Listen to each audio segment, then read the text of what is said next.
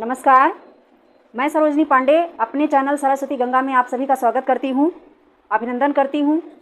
कैसे हैं आप सभी? उम्मीद करती हूँ अच्छे होंगे परिवार सहित। ठीक है। हाँ, आज मैं टॉपिक लेके आई हूँ संज्ञा। ठीक है। अभी तक जो मैंने 18-20 वीडियो बनाए हैं उसमें मैंने सिर्फ और सिर्फ वर्णमाला पढ़ाया है कि वर्णमाला का मतलब स्वर और व्यंजन। मैंने कुछ भी नहीं छोड़ा। भूल चूक से कहीं कुछ छूट गया हो तो मुझे याद दिला देना।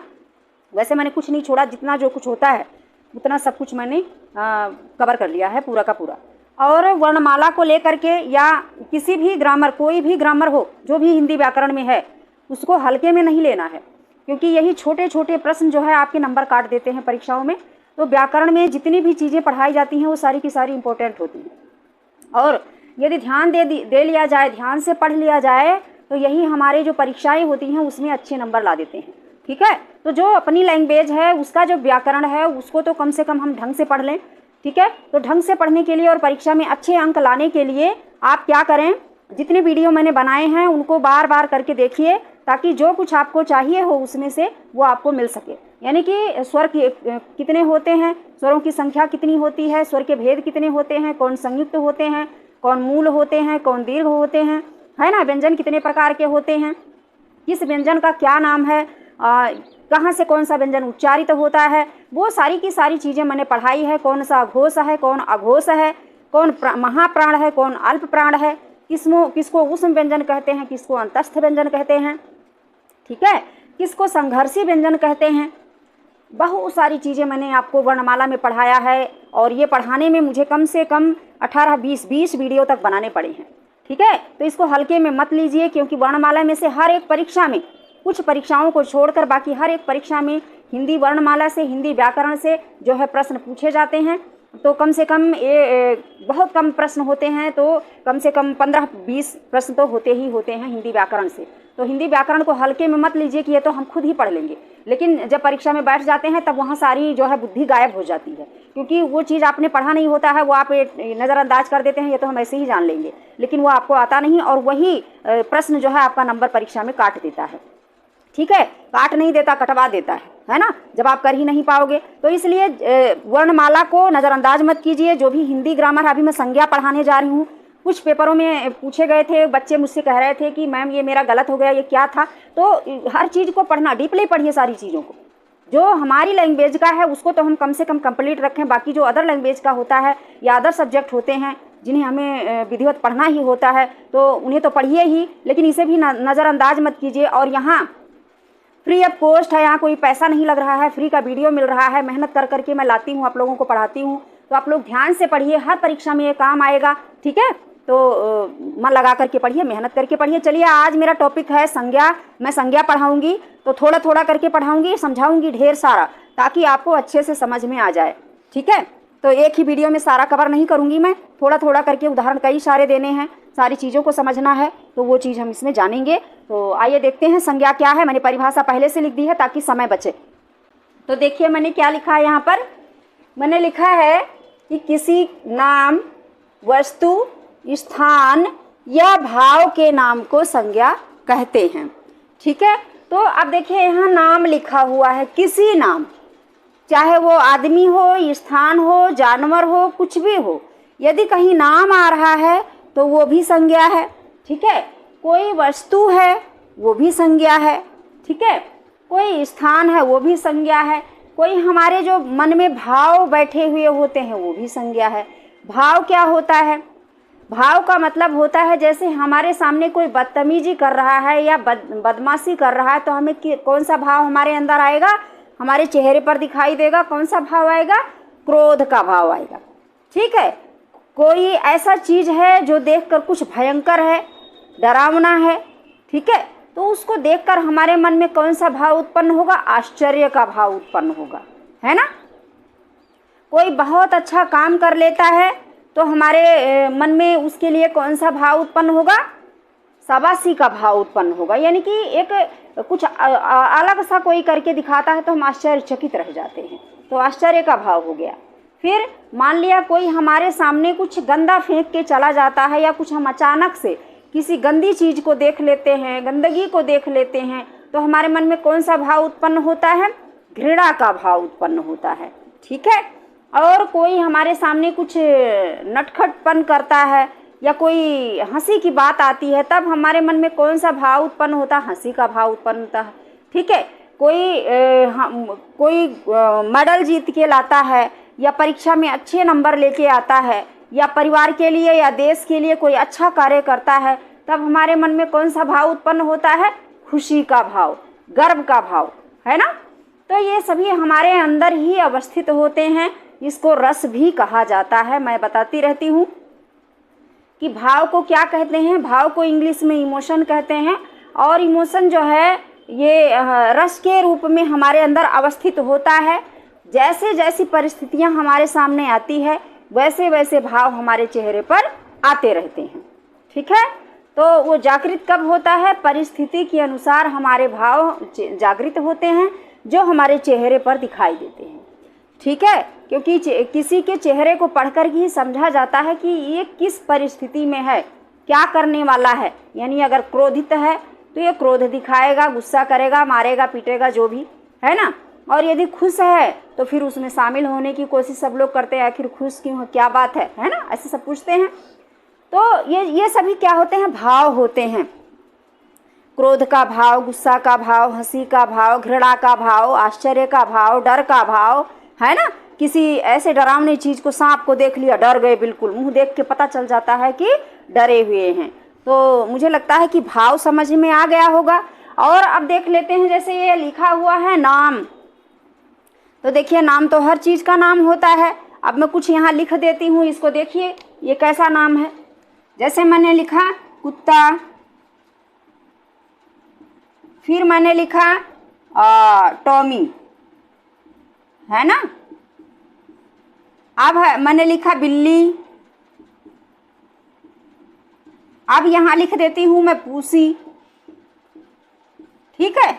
मैंने यहाँ लिखा गेहूँ, और गेहूँ की कोई प्रजाति है, अब प्रजाति का मुझे पता नहीं है, फिर भी मैं नाम लिख देती हूँ।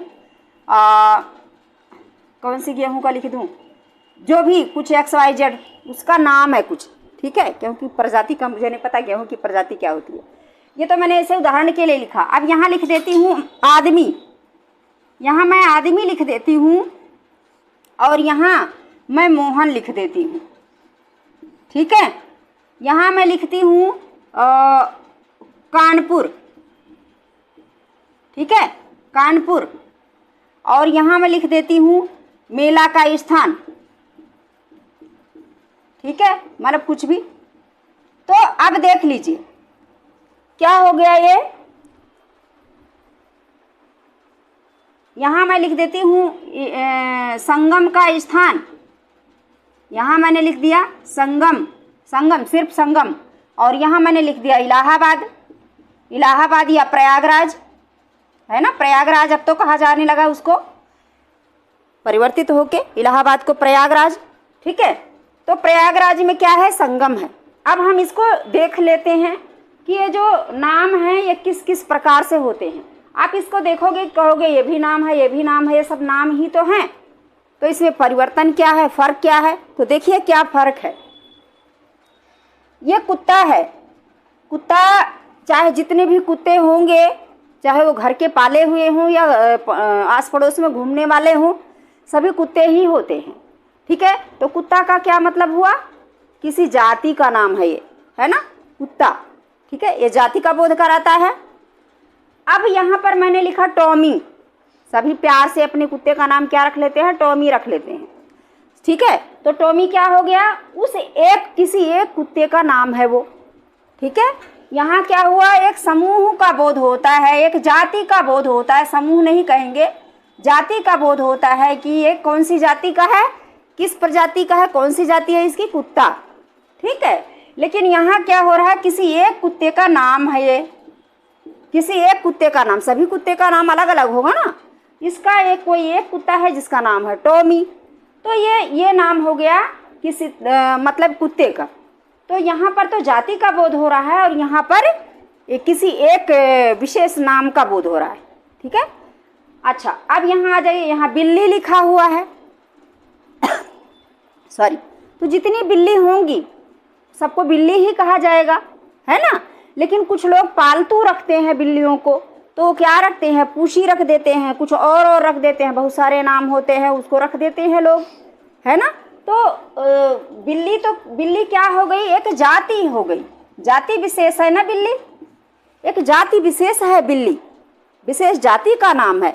जो बिल्ली होती है उसको हम नाम सुनते ही जान जाते हैं कि ऐसी होती है बिल्ली, छोटी सी भूरी आँखों वाली, है ना, सफ़ेद काली चितकबरी, कई तरीके की इतनी छोटी बिल्ली, है ना, वो जाति हो गई। लेकिन जब हम पूसी कहते हैं तो ये बिल्ली का नाम है, मान लिया कुछ लोग पूसी रख लेते हैं, कुछ लोग और कुछ रख लेते हैं, बहुत सारे नाम, तो ये क्या हो गया, एक विशेष नाम हो गया।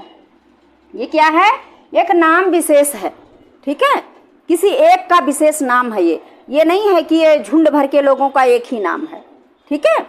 तो ये हो गया। अब यहाँ गेहूँ था, गेहूँ की बहुत सारी प्रजातियाँ होती हैं, प्रजाति मुझे नहीं पता है क्योंकि मैं गेहूँ बोती नहीं हूँ, है ना। तो मतलब बहुत सारी प्रजातियाँ होती हैं, ये गेहूँ है, वो गेहूँ है ना, बहुत सारे अनाज होते हैं, अनाजों की अलग अलग प्रजातियाँ होती हैं, ठीक है। तो जो यहाँ पर जो भी प्रजाति दी हुई होगी उसका नाम होगा वो, और वो जो है नाम विशेष में आएगा। लेकिन यहाँ गेहूँ किस विशेष में आएगा, ये जाति विशेष में आएगा, क्योंकि गेहूँ तो गेहूँ होता है, कोई भी गेहूँ, उसका कुछ भी नाम रख लो तो गेहूँ ही होता है। लेकिन जब उसे नाम से संबोधित करते हैं कि फलाना गेहूँ है, इसकी ये प्रजाति है, तो जो प्रजाति का नाम होता है ना वो नाम विशेष होता है। अभी मैं समझाने की जो कोशिश करती हूँ, ध्यान से सुनते रहिए। अब यहाँ लिखा है आदमी, आदमी लिखा है, तो आदमी तो सभी होते हैं, है ना। इंसान तो सभी होते हैं, लेकिन उसी आदमी का, उसी इंसान का जब कोई नाम होता है तब वो क्या होता है, नाम विशेष होता है। ये जाति हो गई, ये जाति हो गई। और यहाँ मैंने मोहन लिख दिया, यानी कि जो आदमी वहाँ खड़ा है उसका नाम क्या है, मोहन। तो अब यहाँ मोहन हो गया, यानी कि ये नाम विशेष हो गया, ठीक है। अब यहाँ लिखा है कानपुर, अब सीधा सीधा दिख रहा है, मैंने यहाँ उल्टा लिख दिया है, ठीक है। तो कानपुर लिखा हुआ है, कानपुर का मतलब क्या हुआ, किसी स्थान का नाम विशेष है, कोई नाम स्थान है जिसका विशेष नाम है वो, ठीक है, यानी उसी नाम से वो जाना जाता है। ये जाति में तो नहीं आएगा, क्योंकि हम नाम ले रहे हैं, कानपुर, इलाहाबाद, वाराणसी, लखनऊ, फैजाबाद, मेरठ, है ना, मुंबई, गुजरात वगैरह वगैरह, तो हम नाम ले रहे हैं। जब हम नाम लेंगे तो वो नाम विशेष में आएगा, जाति में नहीं आएगा। लेकिन जब हम उसको शहर कहेंगे, शहर कहेंगे, जब हम उसको शहर कहेंगे, मैंने उल्टा लिख दिया है, उधर लिखना चाहिए था। जब हम उसको शहर कहेंगे तब ये क्या हो जाएगा, जाति हो जाएगा। ये क्या हो जाएगा, जाति हो जाएगा। मैंने इधर का उधर लिख दिया है और ये नाम हो जाएगा, ठीक है। अब यहाँ लिखा है संगम। संगम क्या है, संगम तीन नदियों का जहाँ पर मिलन होता है उसे संगम कहते हैं, है ना, गंगा जमुना सरस्वती, ठीक है। अब यह है कहाँ पर, तो संगम कहाँ है, इलाहाबाद यानी कि प्रयागराज में है। तो प्रयागराज क्या हो गया, नाम विशेष हो गया। और संगम जो है वो जगह, तीन नदियों के मिलन को कहा जाता है, ठीक है। तो एक नाम विशेष नहीं है, ये जो है एक जाति विशेष हो जाएगा। किसी का भी संगम हो सकता है, यानी वहाँ तीन नदियों का संगम है, कहीं दो नदियों का, गंगा जमुना का संगम है, कहीं सरस्वती गंगा का संगम है ना। तो संगम क्या हो गया, जाति विशेष हो गया, ठीक है। और है कहाँ पर, ये इलाहाबाद में है, प्रयागराज में है, तो प्रयागराज क्या हो गया, नाम विशेष हो गया। तो मुझे ये जो मैं समझा रही थी कि नाम, वस्तु, स्थान, भाव मैंने पहले ही समझा दिया क्योंकि थोड़ा सा डिफिकल्ट था वो, ठीक है, कठिन था। और नाम जो है, ये नाम मैंने बता दिया आपको कि नाम किस प्रकार से होता है। किसी के नाम को संज्ञा कहते हैं, है ना, जैसे कि मेरा नाम सरोजनी पांडे है, आपका नाम निधि होगा, उनका नाम सौरव होगा, है ना, ऐसे ऐसे नाम होता है, तो उसे नाम कहा जाता है। नामवाचक संज्ञा होता है वो, नाम बताने वाला, ठीक है। तो नाम जो बताता है उसको कौन सी संज्ञा कहेंगे, जिस शब्द से नाम का बोध होता है वो कौन सी संज्ञा होती है, व्यक्तिवाचक संज्ञा, ठीक है, उसे व्यक्तिवाचक संज्ञा कहते हैं, ठीक है। अच्छा, जो जाति बताता है, ये जाति बता रहा है ना, कुत्ता, बिल्ली, गेहूं, आदमी, संगम, है ना, शहर, ये सब जाति बता रहे हैं। तो जाति का मतलब क्या हुआ? व्यक्तिवाचक संज्ञा हो गया। जब नाम बताएगा तो व्यक्तिवाचक संज्ञा, और जब जाति बताएगा तो जातिवाचक संज्ञा। ठीक है, तो ये मैं आपको समझा रही थी। तो मैंने क्या क्या बताया आपको? एक स्थान का बोध कराया, वस्तु का बोध नहीं कराया। वस्तु गेहूं मैंने बता दिया, वो वस्तु है, खाने की चीजें हैं। ठीक है, अब चलिए वस्तु 2-4 और लिख देती हूँ। नाम तो मैंने बता दिया, स्थान भी बता दिया, भाव भी बता दिया। अब मैं वस्तु की बात बताऊं। वस्तु का मतलब होता है, वस्तु उसे कहते हैं जिसे इंसान जो है अपने खाने पीने, पहनने, ओढ़ने, बिछाने के काम में लाता है। यानी कि जो इंसान को डेली प्रयोग में लाना होता है जिन चीज़ों को, वो वस्तु होती है। ठीक है, तो वस्तु में देखिए जैसे मैंने बताया कि फल हो गया। ठीक है ना। अब ये तो फल है, मैं यहाँ नाम दे देती हूँ। ये हो गया अमरूद। ठीक है, अमरूद। और जैसे कि मान लिया मैं कह रही हूँ रोटी। ठीक है, रोटी। अब मैं यहाँ लिख देती हूँ तंदूरी, है ना, तंदूरी रोटी। और मान लिया मैंने यहाँ लिखा सब्जी। अब सब्जी में क्या है? आलू, गोभी, टमाटर, है ना, आलू, गोभी, टमाटर वगैरह वगैरह जो भी है, बहुत सारी सब्जी होती है।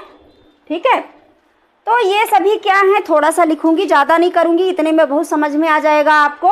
अब यहाँ देखिए फल लिखा है मैंने, तो फल में, फल तो जितने फल हैं सभी फल होते हैं। ठीक है, लेकिन मैंने यहाँ लिख दिया अमरूद। अमरूद क्या हो गया? नाम हो गया। कौन सा फल है? अमरूद है।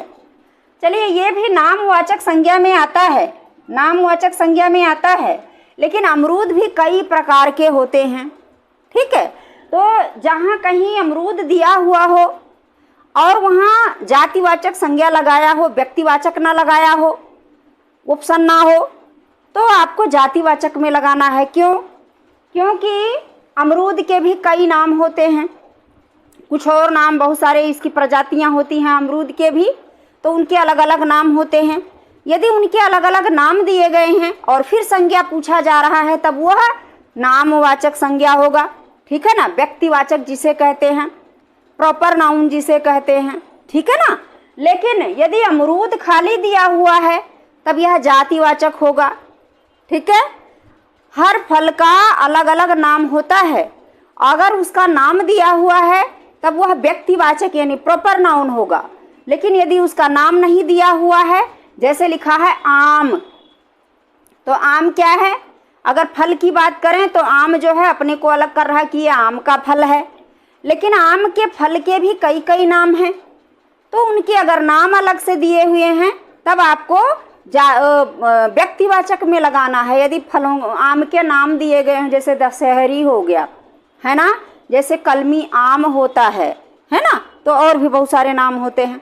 छोटे छोटे वाले को कुछ और कहते हैं, उसको कुछ और कहते हैं, तो सब नाम से संबोधित करते हैं आम को। यदि आम का नाम दिया हुआ है तब वह नाम जो है वो व्यक्तिवाचक में आएगा।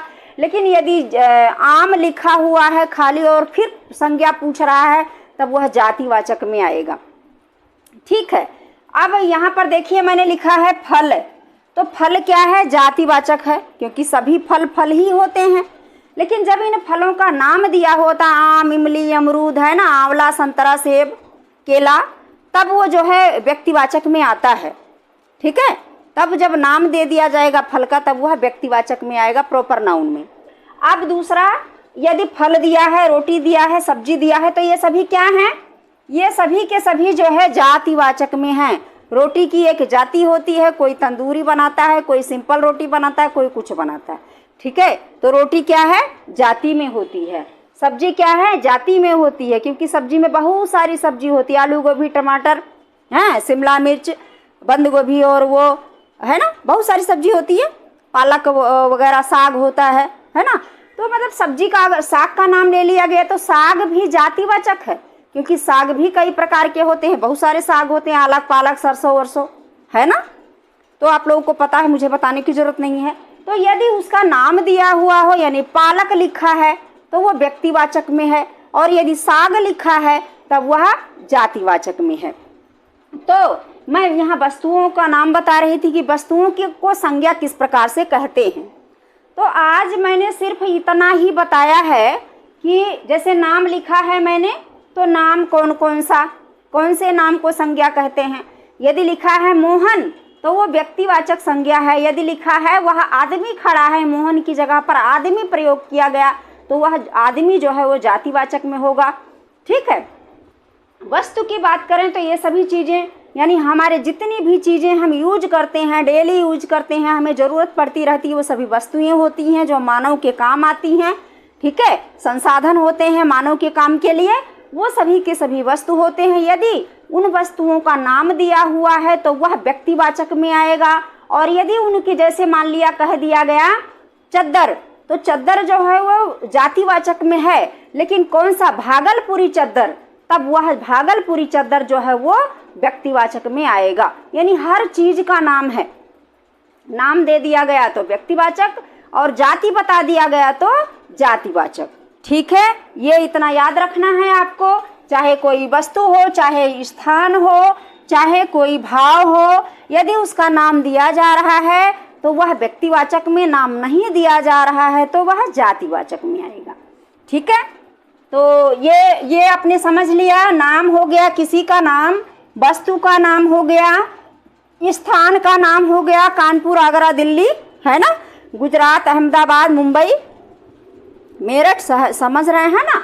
तो वो क्या हो गया, व्यक्तिवाचक हो गया। और जब उसी शहर को, उसी मेरठ को या उसको शहर कह दिया गया तो शहर क्या हो गया, जो है जातिवाचक हो गया। ठीक है। ये याद रखना। ये हो गया। भाव मैंने बता दिया, जो हमारे अंदर 9 रस स्थित होते हैं, उन वे रस किसी परिस्थिति को देख करके जब हमारे चेहरे पर आते हैं, यानी हमारे अंदर से उसका भाव उत्पन्न होता है, जो चेहरे से दिखाई देता है, तब उसको जो है भाववाचक संज्ञा कहा जाता है। जैसे हमें क्रोध आ गया तो हमारी जो आंखें हैं उन बड़ी बड़ी सी फैल जाती हैं, लाल हो जाती हैं, चेहरा लाल हो जाता है, भौहें टेढ़ी हो जाती हैं, है ना। तो ये किस चीज़ का भाव होता है हमारे चेहरे पर, क्रोध का भाव होता है। जब हम खुश होते हैं तो प्रसन्नता का भाव हमारे चेहरे पर दिखाई देता है। और जब हमें किसी चीज़ को देख करके हंसी आ जाती है, किसी बात को सोच करके हंसी आ जाती है, सब लोग कहते हैं क्या मन ही मन मुस्कुरा रहे हो, कहते हैं ना। तो वो क्या होता है, प्रसन्नता का भाव होता है। कुछ हम अच्छी चीज़ें सोच रहे होते हैं, कुछ ऐसी चीज़ें सोच रहे होते हैं जिससे हमारे चेहरे पर मुस्कुराहट होती है, या प्रसन्नता का भाव होता है, या हंसने का भाव होता है। ठीक है ना। तो वो हमारे अंदर जो है अवस्थित होती है पहले से, और किसी परिस्थिति के अनुसार वो बाहर आती है, जो हमारे चेहरे से दिखाई देती है। ठीक है। क्रोध का भाव हो गया, नफरत का भाव हो गया, घृणा का भाव हो गया, डरने का भाव हो गया, आश्चर्य का भाव हो गया, है ना, दुख का भाव हो गया, करुण रस जो हमारे अंदर अवस्थित होता है, किसी दुख को सुन करके या देख करके दुखी हो जाता है तो करुण रस जो है उत्पन्न हो जाता है। तो ये सभी क्या होते हैं, जो है दुख। दुख क्या है, भाव है। दुखी होना क्या है, भाव है। ठीक है। तो दुख तो किसी कष्ट का नाम है, और जो दुखी है वो एक भाव है। ये मैं जब पढ़ाऊंगी भाववाचक, जातिवाचक, इनके कितने भेद होते हैं, ये सारी चीज़ें तब मैं बताऊंगी। आज सिर्फ मैं भेद बताकर छोड़ देती हूँ इस वीडियो में, और अगला वीडियो लेके आऊँगी, उनके सारे भेद, उनके सारे उदाहरण, उनकी सारी परिभाषाएं बताऊंगी, क्योंकि यहाँ समझाने में बहुत बड़ा हो जाएगा।